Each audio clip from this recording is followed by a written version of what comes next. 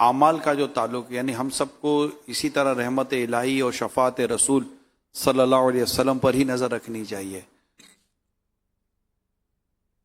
تو پھر کس پہ نظر رکھیں گے؟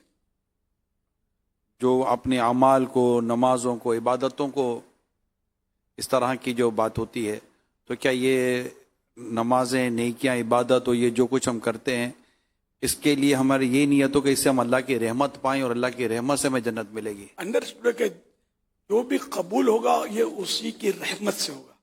اپنی مطلب عبادت پر ناز کرے تو یہ مطلب گھاٹے میں. اپنی عبادت پر ناز کرنا نہیں چاہیے کہ ہمارے پاس کوئی ایسی سند نہیں ہے کہ ہماری عبادت قبول ہوئی، اور اللہ کی نعمتوں کا شکر تو ادا ہی نہیں ہو سکتا. جیسے کہ ایک واقعہ بھی ہے نا، اعلیٰ حضرت نے بھی اس کو بیان کیا ہے اس طرح کا کہ ایک شخص نے 400 یا 500 سال تک عبادت کی اور کوئی گناہ اس میں نہیں تھا اس کا. اللہ پاک نے اس کے لیے پانی کی نہر جاری کی، انگور یا انار کا درخت بھی وہاں اگایا، اور وہ اس میں کھاتا اور پیتا اور دن رات سمجھو عبادت میں مشغول رہتا. قیامت میں جب پیش ہوگا تو اس کے عمل نامے میں گناہ کوئی نہیں ہوگا. اللہ پاک ارشاد فرمائے گا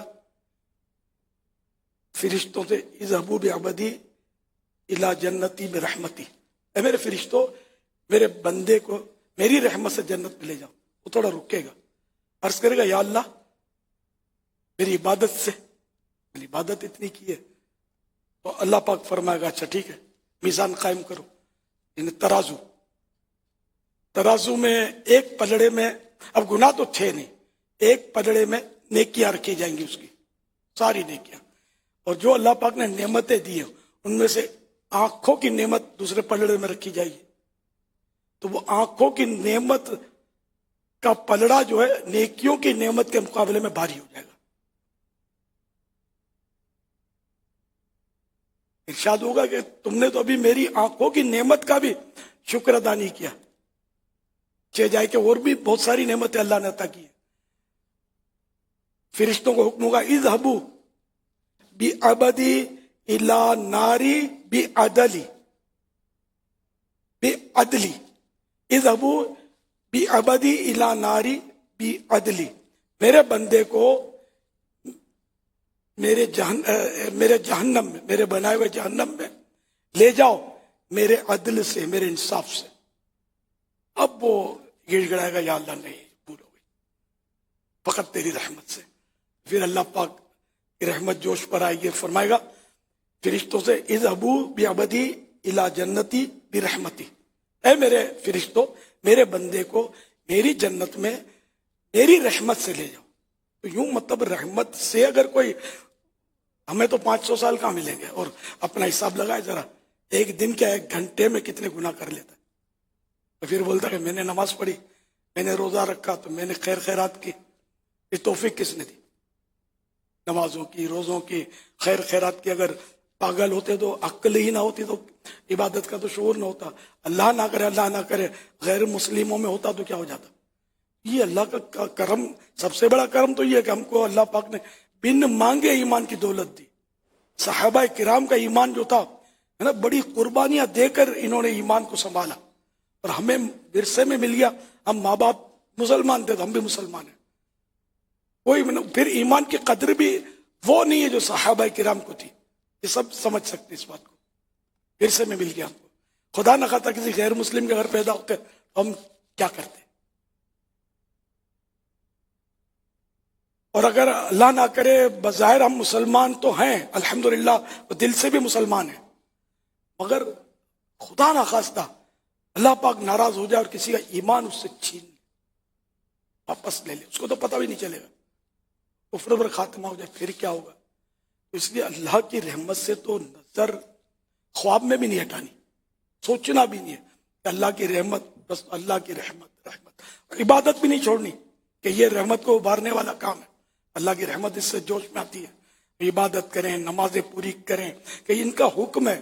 تو جو نافرمانیاں جان بوجھ کر کرتا چلا جائے تو پھر ضروری ہے کہ اس پر کوئی شفقت کی جائے، اس کو تحفے دیے جائیں، اس کو انعام دیے جائیں. آپ کی کوئی ایک بات نہیں مانے گا تو غصے میں آ جائیں گے، یاد چھوڑو، دفع کرو، مانتا تو ہی نہیں میری بات، اس کو کیا دینا تھا، اس کو مت دو، اس کو دے دو. خیر اللہ کی رحمت بہت بڑی ہے, تو اللہ پاک سے ڈرتا رہے, عبادت کوئی نہ چھوڑے, نیکی بندہ کوئی نہ چھوڑے, کرتا رہے کرتا رہے کرتا رہے, گناہوں سے بچتا رہے بچتا رہے بچتا رہے, مگر رحمت سے نظر نہ ہٹائے اور اپنے کو نیک سمجھے نہیں, ہمیشہ اپنے آپ کو گناہ گار ہی تصور کرے. اب یہ کہ یہ تو ہے نیک بندے بھی اپنے آپ کو گناہ گار کہتے چلے آ رہے ہیں, تو ہم تو ہیں ہی گناہ گار. تھوڑا حساب لگائیں تو پتہ چل جائے گا. چہرہ کہاں نیک لوگوں والا ہے, داڑھی نہیں ہے, شیوڈ ہے, یہ تو گناہ ہے. شیوڈ ہونا, داڑھی منڈانا, ایک مٹھی سے گھٹانا, یہ گناہ. نمازوں کا کیا حال ہے سب جانتے ہوں گے, اپنی نمازوں کا کیا حال ہے. نمازوں میں کتنے گناہ ہو رہے ہیں.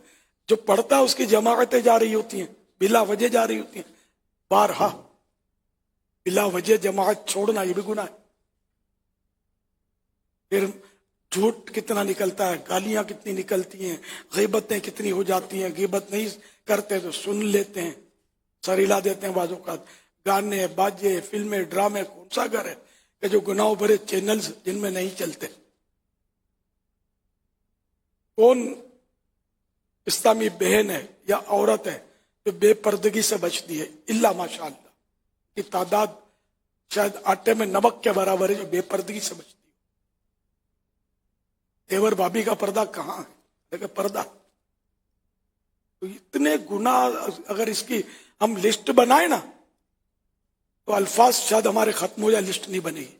اتنے گناہ ہمارے, رات دن آنکھوں کے گناہ, زبان کے گناہ, دماغ کے گناہ, دل کے گناہ.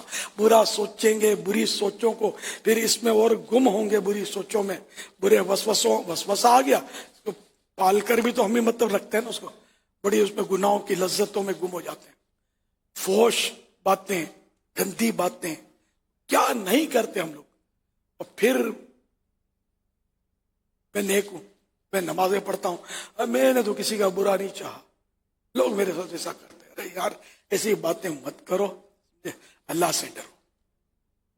میں نے کسی کا نہیں بگاڑا, چلو نہیں بھی بگاڑا تو کربلا والوں نے, امام علی مقام نے, امام حسین رضی اللہ عنہ نے, اور ان کے خاندان جو خاندان نبوت ہے, انہوں نے کس کا بگاڑا تھا؟